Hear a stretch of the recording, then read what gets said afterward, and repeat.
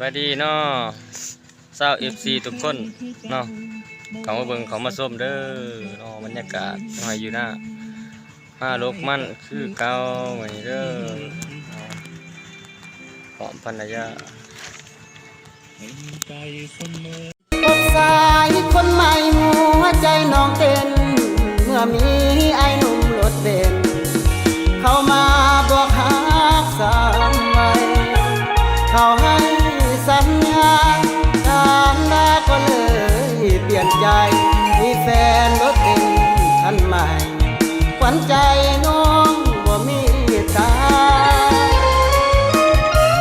ไอ้หนุ่มสาวนาได้เงินมาส่งน้องเรียนครู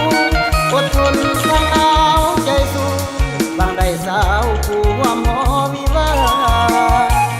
แต่แล้วสุดท้ายน้องก็หายหนีไปบ่ลาแล่น้ำคนรวยคือว่าแก้วตาน้องบ่สงสารสาวผู้อกหักเจ็บหนักจากหนุ่มรถเบนซ์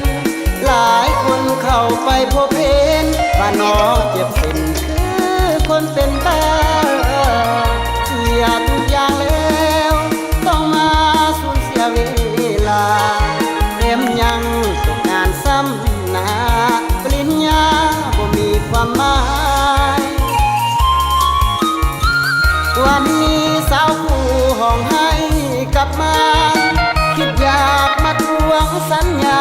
กับหนุ่มสาวนาคนที่ห่วงใยอ้ายมีเมียแล้วน้องนางจงได้เข้าใจอกหักนี่เป็นจังใดขอให้สาวผู้